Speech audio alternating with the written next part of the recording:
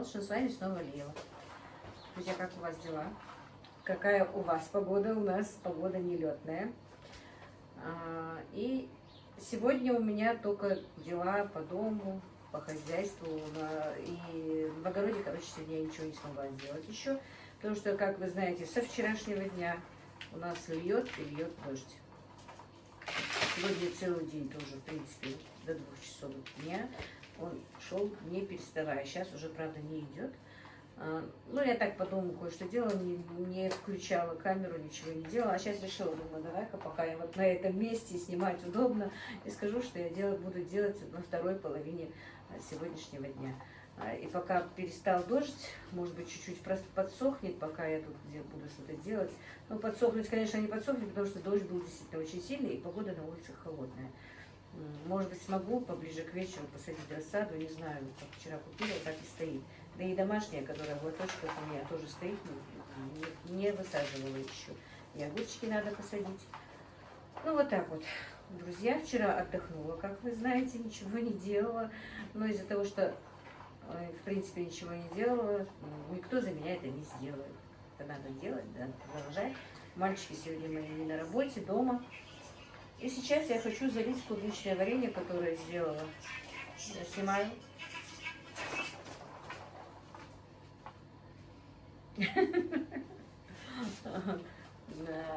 Сейчас залью клубничное варенье. Мне нужно сегодня сделать сыр, сварить с одной кастрюли, и сделать творог, который я говорила позавчера пропустила молоко. Вчера так и не сделала из него творог. Нужно было, правда, оно уже вчера прокисло, не перекисло, а прокисло.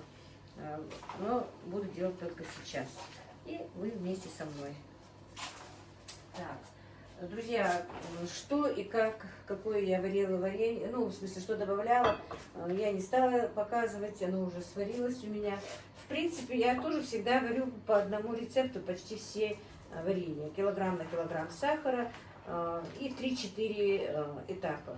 Ну, я не добиваюсь такого вот прямо густого варенья никогда. Мне бы хотелось, чтобы действительно было густое-густое варенье, такое клубничное. В прошлом году тоже по рецепту мне дочка доставала, сделала, мне оно не понравилось. И сейчас я его сделала тоже просто так. Добавила килограмм на сахара. Оно у меня постояло с ночи до утра. Утром прокипятила, охладила и в 2-3 этапа по 5-10 минут кипятила. И вот оно уже закончилось. В смысле, закончилось, оно уже готово, и разолью сейчас по баночкам. Если кто-то знает, мне кто-то писал рецепт, но я его где-то в ленте оставила, не это самое. Прошу вас еще раз, напишите мне, или джем клубничный какой-нибудь такой, ну, чтобы он действительно был густой, или густое варенье, у кого хорошо получается. Напишите мне рецепт, пожалуйста, мне бы очень хотелось его самой сделать. Не то что, вы меня некоторые спрашивали, как я делаю варенье. И заодно я этот же рецепт показала бы и на канале, если он такой интересный и хороший. Так что вот так вот, друзья. Я тоже небольшой профиль в этом клубничном варенье. И теперь посмотрим, что у меня получилось. Ну, клубнику, конечно, мы поели много. Это что у меня осталось из того, что мы поели. Вот. И, по-моему, оно у меня даже и переварилось немножко.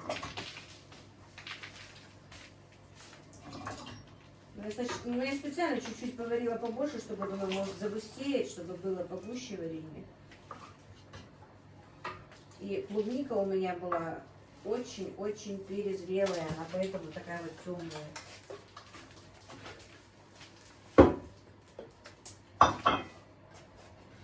Дашка, давай. Фонарик сюда особо проходит. Так, друзья, варенье, значит, я залила. Получилось у меня 10 700 граммовых баночек. И немножечко и брашки в чашке оставила. И вам показать немножко поставила, чтобы загустило. Не знаю, какое оно будет. Но или я его переварю. Ну, по вкусу не переварено. Просто клубника была уже совсем перезревшая и такая темная, поэтому получился темный цвет такой. Значит, сюда я уже налила в сыр, разогрела молоко, налила сочужный фермент. И оно уже почти прихватывается. И смотрите, вот о чем я говорила, сколько у меня молока. Здесь вот почти полная, это огромная кастрюля. И еще вот эта вот 14-литровая тоже. Она уже почти полная вообще. Так что творога получится много. Вот так вот, друзья. Живешь в селе, конечно, бывает всегда много работы. Ну, если ты сам себе эту работу делаешь, конечно, можно было бы и не работать, и отдыхать. Но это не про меня.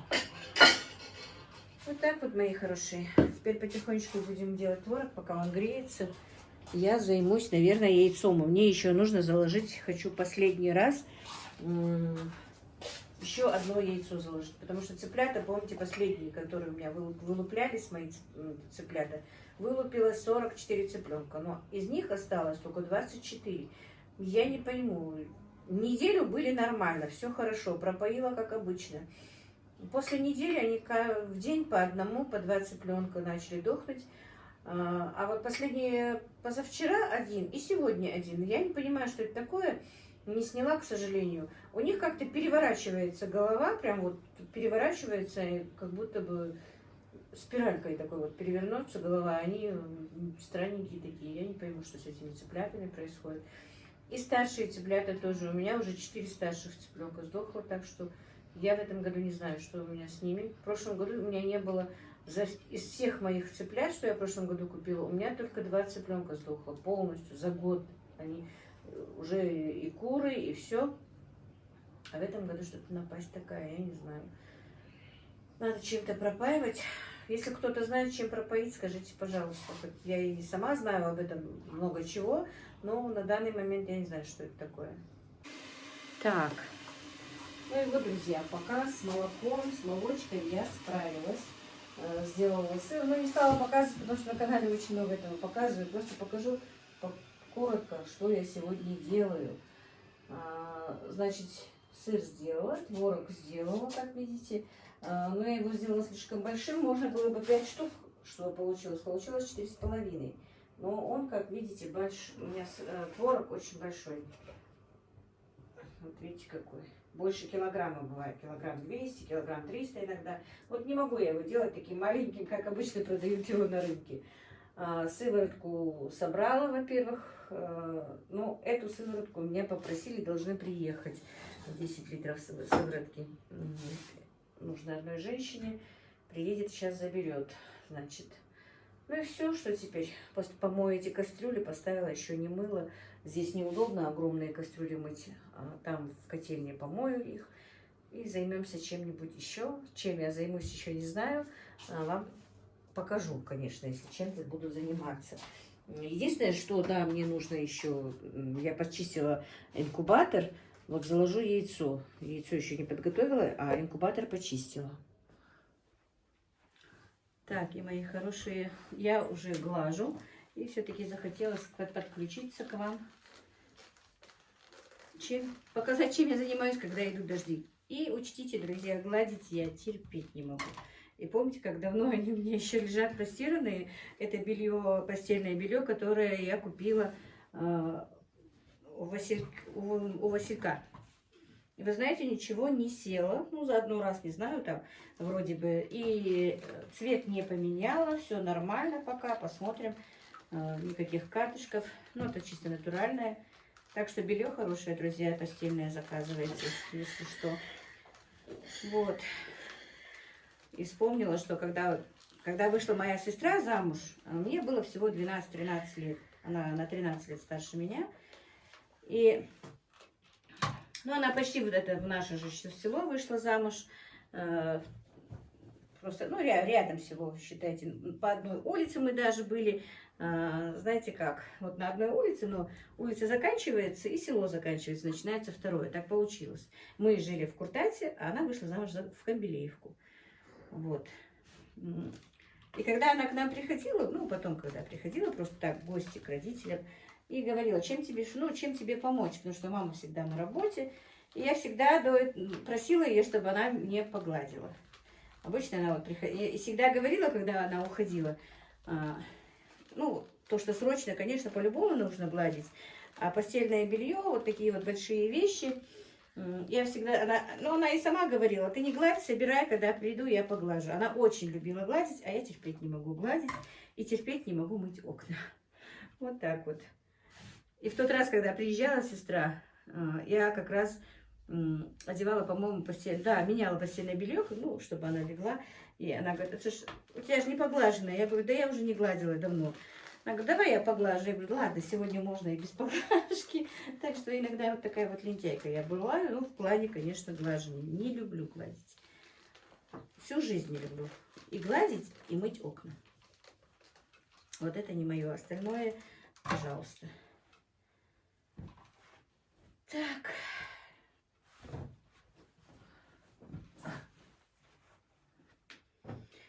Когда сыновья дома, так и не дадут ни поработать, ничего делать. То им приготовь, то им то, дай то им это сделай, как будто бы маленькие.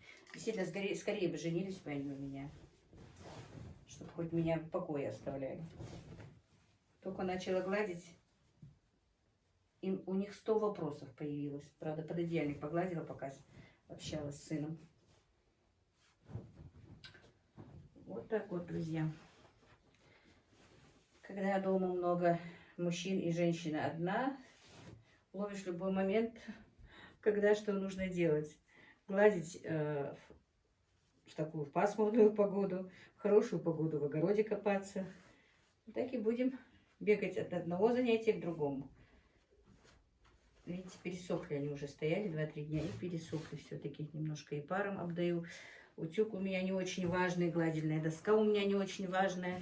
Надо или купить на нее что-то, или вообще-то я хотела бы хорошую гладильную доску купить, но никак руки не доходят. Вернее, карман не доходит. Но я не жалуюсь, не думайте. И карман-то идет. Алхамдулилlah. Сейчас сыновья все работают. И сыновья, и Дивер тоже на работу ходит. Так что, может быть, что-то в этом году-то получится у нас, я думаю, по воле Аллаха. И с долгами рассчитаемся. И, может быть, кое-какие дела сделаем.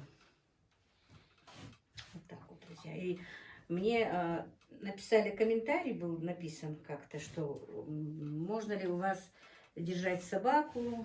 Ну, в этом роде, я не помню, давно, правда, было. Я так сегодня вспомнила про этот комментарий и про собаку, которая у нас была, и случай, почему эта собака у нас появилась. И вот я знаю, что вы любите, ну, не знаю, вы, по крайней мере, говорите, что любите, когда я с вами разговариваю, когда с вами о чем-то рассказываю. И многие в курсе, которые со мной давно, что мы в первые, ну, лет 5-6 тому назад, наверное, да, занимались, сажали картошку.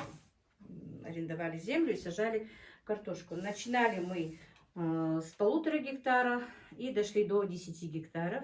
Каждый год увеличивая земли посева и вкладывались в это. И сами знаете, что каждый раз, если больше сажаешь, что деньги уходили на это. И поэтому, действительно, друзья, я немножко раз начала, скажу, что вот поэтому вот то, что мы не успели все достроить, доделать, все это. Дело в том, что мы старались больше и больше вкладываться в землю, сажать каждый год побольше, а это большие расходы. В один год мы вообще потеряли были, сами знаете, что в неурожайные годы сельхозработники в минусе, у нас минус 80 тысяч было в тот год, год проработали, после того, как мы рассчитали с рабочими, со всеми, мы еще и остались в минусе. Ну, что поделать, такой был год. И в один год, друзья, это был март месяц. Раньше, вот сейчас, это последние 2 года, у нас май даже холодно. В апреле только, я почти в конце апреля только посадила картошку. А в те года, вот когда мы сажали картошку, мы ее сажали даже 4 марта, 5 марта спокойно. Все арендаторы сажали, все. Ну, правда, совхоз здесь не сажает картошку. Совхоз, который в Кантышево, специализируется на кукурузе и пшенице. А арендаторы мы тут все сажали картошку. Короче, в начале марта, в конце февраля, наверное, не помню. В конце февраля, скорее всего, потому что февраль бывает теплый. А турки вообще даже в феврале сажали картошку. Пленку покрывали и раннюю картошку сажали в феврале. И мы вот, я же вот тут в огороде у себя ставила картошку буртами. Ну и, значит, картошку мы перебрали. Во-первых, когда перебирают картошку, я же нанимаю рабочих, друзья. Много уже, когда много было картошки. Обычно на переборку человек 10-15 иногда нанимаешь, им же каждый день платишь. Но тогда, по-моему, 500 рублей в день было. Это давно уже. И, короче, картошку мы перебрали, их надо в мешки, чтобы повезти на поле и посадить. И вот как только мы перебрали картошку, и по погоде было, что будет снег. Картошку мы поставили такую, которую нужно есть отдельно в сетках, а которую нужно сажать в мешках, в белых мешках, и поставили прямо вот рядами по 3 ряда. Длинные ряды картошки, там, ну, очень много, я не знаю, сколько там мешков, но очень много. За 100 и больше, и больше. Это сколько картошки надо же посадить. И раз обещали снег, мы их укутали. А у меня в тот год 20 гектаров поле, просто поле, было, мы скосили, и было у меня сено. Скошенное с этих 20 гектаров. Ну, то, что поела, скотина поела, а что не поела, тоже стояло вот тут вот у меня возле дома, в том же огороде. И в то время мы еще не делали ни огорода, ничего. И у нас этого дома даже не было, друзья. Поэтому мы жили в том маленьком доме. Если бы этот дом был, то было бы видно, что там творится в огороде. И этот дом был только построен, но, в принципе, дом был, но мы сюда не переходили еще. Мы его не сделали нормально, внутри не обустроили как бы. И получается, вот мы не видели, что происходило у меня в огороде. И мы поставили, знаете как, вот стоят же мешки, вот 3 ряда мешков, мы их укутали со всех сторон. Ну, у нас эти пачки были, тюки, пачки сена. Укутали их сеном с 2, с 3, со всех сторон, потом пленкой, чтобы картошка не замерзла, не промокла. И вот так вот она у нас стояла. Стояла она, наверное, недельки 2, потому что вот резко похолодало, снег не таял, на поле выехать было нельзя. И вот так вот. И я не помню, я откуда-то шла домой. А эти соседи в это время у нас как раз их не было. Ну вот это вообще новенькие, а перед тем жили другие. Их не было дома, в принципе вообще не было дома. Их сын сидел в тюрьме, а сестра его к сестре уехала, и дом пустовал. Я что-то иду, от них иду, и смотрю, что это вот возле них картошечка, вот дальше иду, еще картошечка, сюда к себе иду, еще картошечка. Думаю, что это такое? И из нашего огорода тоже вот картошечка. У меня тогда вот не было этого железного забора, была такая колючий заборчик, который мог, в принципе, никого и не остановить, не то, что человека и скотина лазила туда. Ну, такое было время у нас, короче. Думаю, что это такое? И как-то, наверное, мне Аллах дал, чтобы я посмотрела. Ну-ка, думаю, я посмотрю. А так я, в принципе, никогда бы в жизни в чужой бы двор не зашла, там есть люди или нет этих людей. Но все-таки я как-то вот по этой картошке пошла туда. Захожу, эта картошка ведет к сараю. Захожу в их сарай. И вы представляете, в сарае стоят 40 мешков моей картошки. Ой, вы не представляете, у меня даже сейчас мурашки по коже поднялись. Думаю, что такое? Я аж испугалась.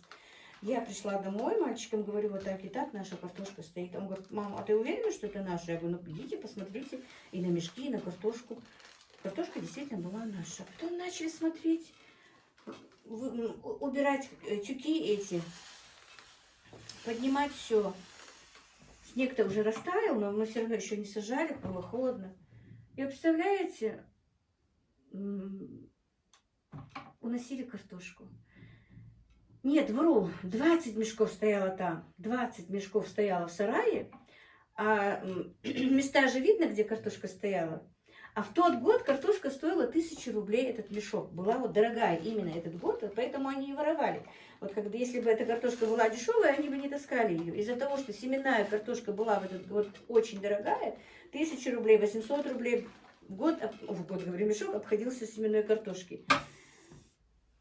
И потом по тем местам, которым стояла картошка, у меня, короче говоря, 60 мешков картошки, оказывается, утащили. 20 я вернула, а еще 60 утащили. Представляете? И что делать? Я говорю, ну кому сказать, никому не скажем. Нет, мы все-таки вызвали участкового. И вы знаете, мы, в принципе, узнали, кто украл мою картошку. Единственное, что я не смогла узнать, украли ли они картошку, которую для еды, потому что она у меня была не так по земле, а вот высоко поднята и непонятная. Я же не считала, мы, в принципе, их не считали, кто. Я никогда в жизни бы не подумала, что вот так вот могут украсть картошку. Все здесь в округе знают, каким трудом мы это делаем, что что мои дети еще тогда были маленькими, не такие взрослые, что без отца вот так вот, это адский труд, сельское хозяйство, тем более если не нанимать людей. В принципе, мы старались как можно меньше нанимать людей, чтобы меньше платить. Эти мальчики постоянно таскали эту картошку, поднимали, сажали, сами все это делали. И вот так вот. Потом выяснилось, что это недалекий наш сосед украл вместе с другими пацанами. Были разборки, было все, ну, не через милицию, а так через, как бы вам сказать, типа шариатского суда. Типа, ну, не суд было, а просто... И самое главное, у одного из них тоже нет отца, настолько трудно они тоже живут. Но все равно, вот видите, я говорю, никогда в жизни из моих детей ни один ребенок не прикасался не то, что к такому количеству. Даже никогда не срывал яблочко или что-то с чужого огорода. Никогда. Вот. Как можно вот так вот научиться, я не знаю. Опять-таки, я не могу сказать, что родители этому учат. Никакой родитель не будет учить воровать. И, ну, они нам расплатили, 60 тысяч отдали за нее. А за то, что там сколько они другой картошки украли, я сказала, я точно не могу это сказать. Они мне тем более этого не скажут. Я говорю, пусть Аллах с ними, пусть сами отдадут на том свете. Вот такое вот расстройство тогда у меня было. И я к чему? Я к собаке. И вот мы решили все-таки, не то, что мы решили, а один из наших соседей сказал, что у него есть такой хороший щенок, кавказская овчарка. Давайте вам все-таки тут, во-первых, у меня тут рядом никого не было. Вот вот этот дом, то жили они, то не жили они. И эти тоже уезжали в Москву, тоже жили, не жили. И в принципе я тут жила долгое-долгое время одна. Никого рядом не было. И он нам посоветовал, может быть, все-таки вы заведете собаку, вот я вам подарю щенка. Он нам подарил этого щенка. Щенок был действительно, друзья, вот такой лапочка. Мы все его любили, и я его любила. Ибрагим назвал его Балу, как из мультфильма Маугли. Такой умненький щенок был. Он был совсем маленький, полненький, жирненький. Когда его к нам привезли, ну, конечно, щенок, он-то не знает, ему можно или нельзя. А да, действительно, нам, мусульманам, нельзя в доме, тем более держать собаку, ни в коем случае. И поэтому... А он так и хотел зайти в дом. Ну, несколько раз пригрозив ему, что нельзя заходить, переступать через порог, он не заходил. А в один день, когда у меня тогда было много скотины, 4-5, по-моему, 2-3 дойные коровы были. И когда вот коровы заходили во двор, Балу оказался между этими коровами, и его немножечко, ему лапу прищемили. Он визжал, раз и пропал. Мы его целый день искали, друзья, дети мои плачут, Ибрагим вообще плачет. Потом все, пропал. А как мы в летнее, весеннее время практически в дом не заходим, все время на кухне, а в комнаты не заходили в те. Этого дома, ну, в этом доме еще не жили. Это то же самое время, только лето, наверное. Вот картошку украли в марте, а это уже лето. И я как-то захожу, то ли помолиться зашла, то ли что, я не знаю, под вечер захожу. Смотрю, она на полу возле дивана разлежала себе, лежит. Он, вернее, щенок, довольный такой. И я его, а что ты тут делаешь? Я пригласила так вот. И вы знаете, вот в его поведении, в его глазах было написано, что ну меня же поранили, мне можно, типа вот так. Вот я в его мимике, в его жестах поняла, что он действительно вот считает, что ему можно сегодня, ему было больно, ему сегодня можно зайти в дом. Вот такое бывало с щенком. Она выросла у нас огромной собакой, она была привязана во дворе, в огороде, мы сюда ее не приводили, потом и во дворе была привязана. Но мы ее не трогали, правда. Была к нам очень привязана, мы ее действительно все любили, мы ее очень кормили. Вы сами знаете, что мы все любим животных. Но уже когда мы сделали все, что нам надо, огороды, все-таки наш дядя, двоюродные братья бывали недовольны, что у нас есть эта собака. Мы ее не трогали, крайне редко кто его трогал. В принципе, мы его трогали иногда, когда он маленький, я одевала перчатки, и в перчатках его столько тискало, это было просто счастье, такой комочек хороший. Но раз нельзя, нельзя. Ну, категорически нельзя, этого нет. Если действительно нужна собака для охраны дома, для охраны чего-то, то ее можно держать. Если есть какая-то опасность, тогда, в принципе, у нас была такая опасность, что могут еще украсть, что могут кто-то зайти, поэтому мы ее держали. А потом уже этой опасности не было, у нас и в огородах ничего не было, и воровать у нас уже ничего не было, мы перестали все сажать. И мы все-таки решили эту собаку просто подарить. Мы ее отдали в охрану. Отпустить ее куда-то мы не хотели, конечно. Но была собака, действительно, друзья, собака это очень умное животное. Она настолько умная. Она запускала хоть кого во двор, но не выпускала. Ни за что в жизни. И единственное, что у меня вот второй сын Джабраил, он очень любит спать. Никогда вот его утром не разбудишь. А мы же такие-то, в принципе, тогда работали, мальчики работали и на стройке, и на поле, все это совмещали. Действительно, мои ребята очень были всегда заняты, друзья. Может быть, поэтому и не подсели на все эти разные вещи, на которых подсажены практически все в округе пацаны. И это очень обидно. Потому что мои дети никогда, вот мои мальчики, я не хочу сказать, что это вот прям моя, может быть, заслуга, но нет. Но они были всегда заняты, они были всегда уставшие. Они приходили домой с работы вечером, ужинали, может быть, немножко там в компьютере играли и ложились спать без задних ног. Им больше ничего не надо было, потому что они были уставшие. Они никогда не стояли вот так вот на улице, как собираются мальчишки, часами стоят, курят, разговаривают. Они не могли этого делать. Хотя, в принципе, может быть, мои дети тогда этого хотели. Может быть, они меня винили, что я вот заставляю их. Ну, в принципе, заставлять я не заставляла, но раз я делаю то же, им приходилось это делать. Но, тем не менее, когда человек занят, когда мальчики заняты, особенно когда подростковый возраст, это очень важно, чтобы они были заняты дома, чтобы работали, что-то делали, участвовали, но только не болтались где попало. Потому что потом уже родители сами будут себя винить, их уже не остановишь. Вот такая вот история, друзья, с собаками и с детьми. Я вам рассказала немножко, и время у меня проходит, гладя. Так. Вот такие вот дела. Видите, вот, ну ничего не стало, ни меньше, ничего не... Мне нравится. Вот чисто ХБшный поплин, очень хорошее качество. Так что заказывайте Васильку. И я и в комментариях многих читала, что многим нравится, что заказывают у Василька, друзья. Так что вот так вот. Ну ладно, уже, наверное, у меня ролик будет слишком затянут. Яйцо я уже положила в инкубатор, но мне не хватило.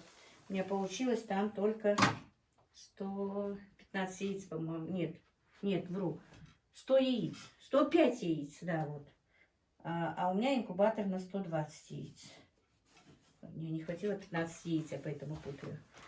Ну, делать нечего, просто мне надо будет туда что-то подложить, потому что когда будут переворачиваться, то если не полный лоток стоит там в блице, то переворот не получится. Вот такие вот дела, друзья. И на ужин не знаю, что, наверное, что-нибудь. У меня сметанка есть как раз вчера, которая перекрутила. Наверное, со сметаной картошку отварю. Мальчики любят. Вообще у меня второй сын просит, чтобы я на ужин не готовила такое мясное, тяжелое блюдо, потому что он уже жалуется, что сам поправился и уже ему мешает лишний вес. Он у меня, как и я, предрасположен к полноте. Вот он, Мадина и я втроем мы предрасположены к полноте. А Танзила, Ибрагим и Бабабатин, они худые. Вот у них отец был худой до 35 лет. После 35 лет он так возмужал, был такой плотный, высокий, статный мужчина.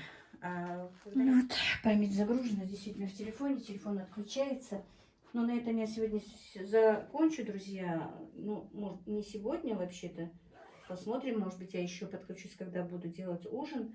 Почищу память, там, что можно удалить, удалю в телефоне. Вот так вот, друзья, вместе с вами почти догладила. Но сейчас доглажу.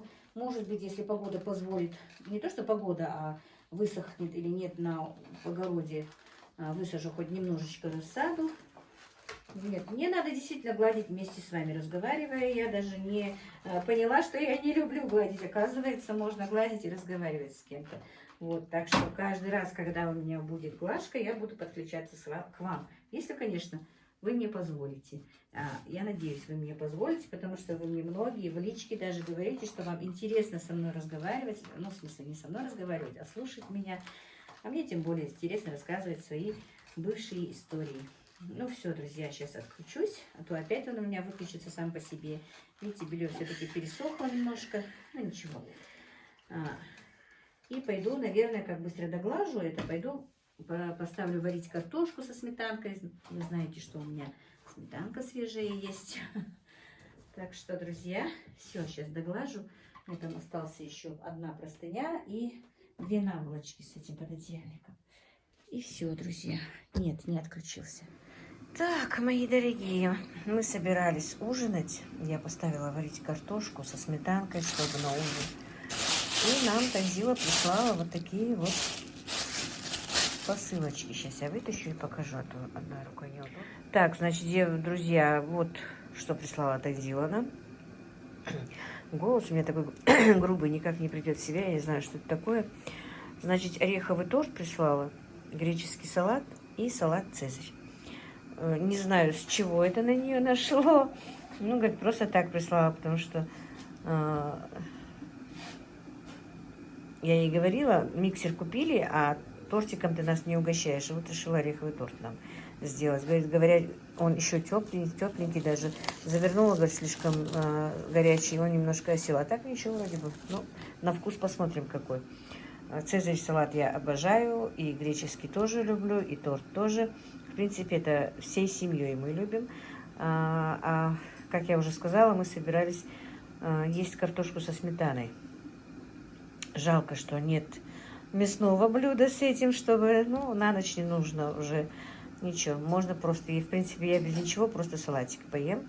Ну, конечно же, и тортик обязательно надо ореховый поесть. Домашний тортик не поесть, это, конечно, грех. Вот так вот, друзья, иногда балуют нас наши дети. Давайте к нам.